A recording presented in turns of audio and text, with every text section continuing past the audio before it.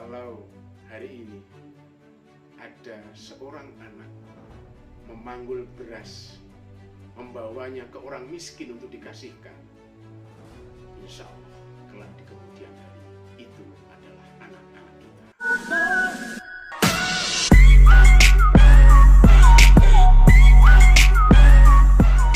Salam perubahan, menggaji diri sendiri, menggaji orang lain, menggaji Indonesia. Siapa orang tua yang tidak ingin melihat anak-anaknya menjadi seorang anak-anak yang hebat, anak yang cerdas secara intelektual, anak yang berbudi luhur, tinggi kemanusiaannya, anak yang mempunyai spiritualitas tinggi. Tatkala ada panggilan beribadah, mereka datang di saf pertama untuk berlomba-lomba dalam kebaikan menuju Tuhannya. Dan tatkala melihat seorang anak ketika membicarakan pendapatan, dia adalah pencari nafkah yang inovatif, yang kreatif, dan cerdik pintar dalam mengelola sebuah usaha untuk sebuah rezeki yang halal. Orang tua pasti menginginkan anaknya demikian. Jikalau hari ini kita melihat kiblat itu kepada, kita tempelkan tokoh-tokoh yang cukup kita kenal. Semisal ada namanya Sandiaga Uno. Di hari ini begitu kaya secara spiritual, kaya secara material, dan bahkan kaya secara jabatan publik. Atau kita tempelkan kepada semisal Ustadz Adi Hidayat, kaya secara pengetahuan, agamawan yang kondang, penghafal Quran, dan pengajar teks agama yang soleh. Rasanya kita ingin punya anak-anak seperti itu.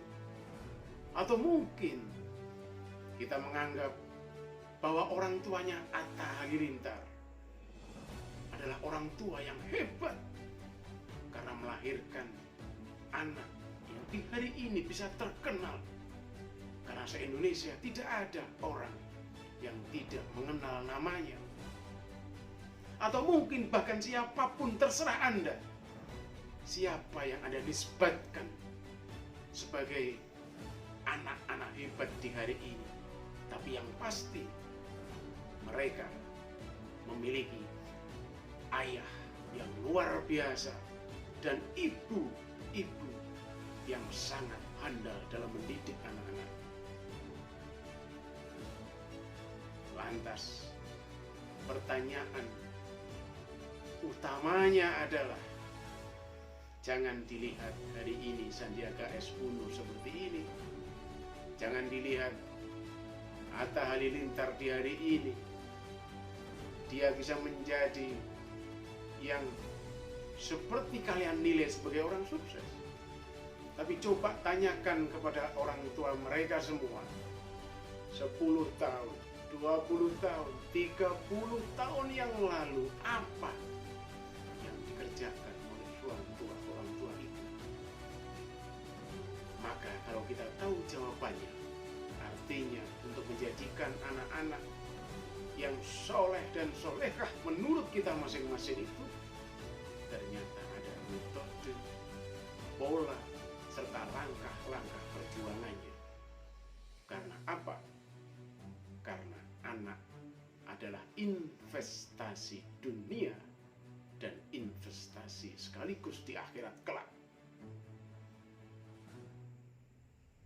Hari ini saya akan berbagi tip menjadi seorang ayah hebat, ayah revolusioner. Buku karangan saya sendiri, diterbitkan oleh penerbit Lekas Bandung. Tidak begitu mahal harganya, tapi hikmah di dalamnya sangat luar biasa menurut saya. Ayah revolusioner cukup akan saya review di hadapan Anda semuanya di malam ini. Lantas, apa yang harus dikerjakan oleh seorang ayah khususnya? Sebagai catatannya, kalau kita ingat ada sebuah paragraf yang berbunyi, jika ada laki-laki yang sukses, pasti ada istri yang hebat di belakangnya. Kalau ada seorang anak yang sukses, ada seorang ibu yang maha dahsyat di belakangnya.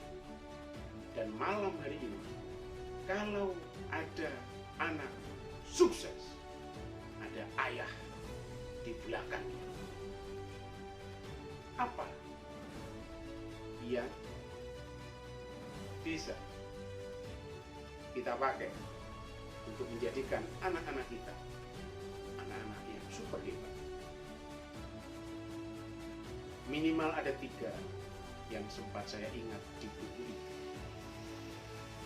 Yang pertama, menjadikan aktivitas harian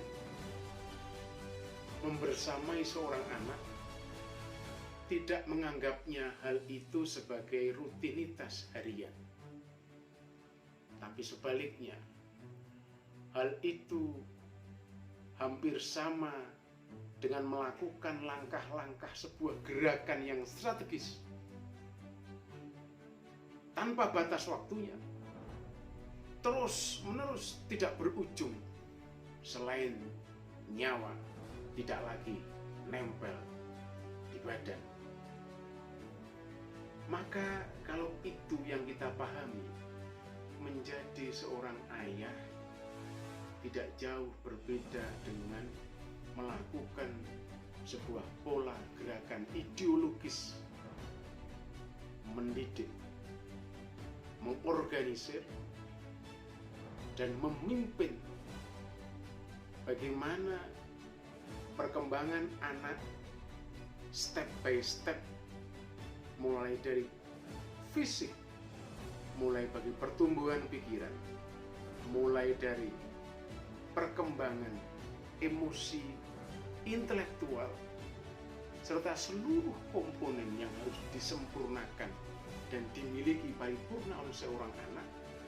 Ada bagian isi otak, ada bagian isi hati, ada bagian spiritual, dan ada bagian fisik yang harus sempurna di penghujung perkembangan anak dari kecil sampai menuju dewasa. Hal itu harus betul-betul paripurna, dan itu tidak mungkin dijalani oleh seorang ayah dengan hanya menganggap bahwa ngomong anak, menemani anak, melayani anak, mendidik anak itu hanya menjadi bagian dari rutinitas rutin. Yang kalau itu yang terjadi, maka tatkala anak nakal, maka tatkala anak tidak berprestasi, maka tatkala anak tidak seperti apa yang kita pikirkan, kita akan lelah, kita akan stres, kita akan berpikir yang negatif terhadap apa yang kita kerjakan.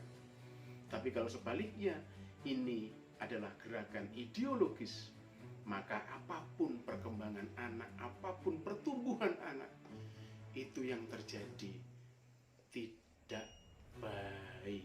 Evaluasi seperti ini. Karena apa? Karena orang tua menganggap menemani anak, melayani anak, mendidik anak itu adalah proses yang langsung diganjar sama Allah dengan pahala. Bukan output hasil anak menjadi apa. anak menjadi apa, berapa pendapatannya, apa jabatan publiknya, itu adalah kuasa sepenuhnya, prerogatif di tangan Allah.